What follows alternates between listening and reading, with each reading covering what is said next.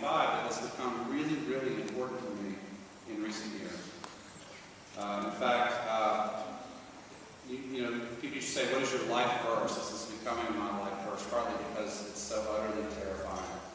And I don't want my Christian faith to be a faith of complacency in a world like this.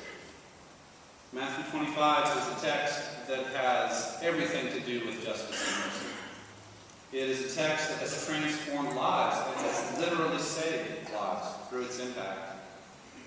It's a text that takes the moral obligation to care for the needy, to lay ourselves out there for the suffering, into the very heart of Christian theology, the very heart of Christian spirituality, the very heart of Christian piety, which I think is exactly where it needs to be nestled, right there.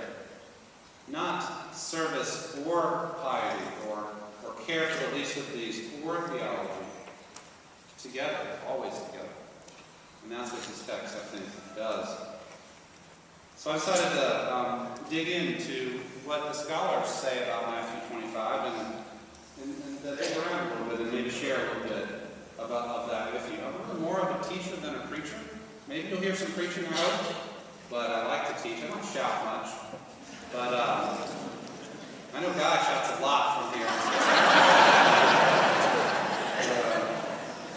I just kind of want to walk through this passage and what it means. First of all, what genre are we looking at in Matthew 25? What is this? It's the last block of Jesus' teaching prior to the beginning of the Passion narrative in the Gospel of Matthew. Matthew 25, 31 through 46 is sometimes described as the parable of the sheep and the goats. Perhaps because the passage just before it is the parable of the talents, and the one before that is the parable of the 10 maidens. But there's really nothing in the passage to signal that Matthew 25, 31 and following is a parable. It doesn't read like a parable. It actually reads more like an apocalypse. It reads more like a judgment day scene.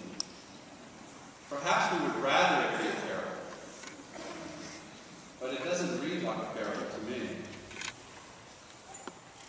If you look at the beginning of the passage, it begins right from the beginning with allusions to the Hebrew Scriptures, the Old Testament.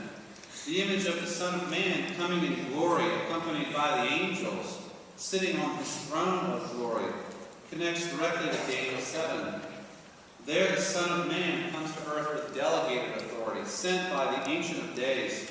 He carries divine dominion, glory, and kingship, and is accompanied by the heavenly host. In this passage, he is accompanied by all of the heavenly host. Not like 8 or 12 or 13 hosts. It's all of them. And I think that's a lot. A lot of hosts. Lots of angels. So you got a lot of angels with the Son of Man, and they are coming to earth for a scene that looks an awful lot like Old Testament images of the great day of judgment, when God will come to reclaim this world and review what has happened from the beginning to the end and settle accounts and set everything right. A day of settling accounts, a day of judgment. Such a vision of a coming day of judgment once caused entire civilizations to tremble. Judgment is coming. There will be judgment. We're not so sure about days of judgment anymore. Doesn't seem like such a happy concept. Maybe the problem is not with the concept of the day of judgment, but with what generations of Christian leaders taught was the criterion of the day of judgment. When I review the evils of the world, when I think of my original dissertation project on Nazi Germany and the Holocaust, I look for a day of judgment. I think we need one. The gathered throng when all of those hosts meet earth is described as all the nations, which may refer to all humanity, every person who has ever lived, or it may just refer to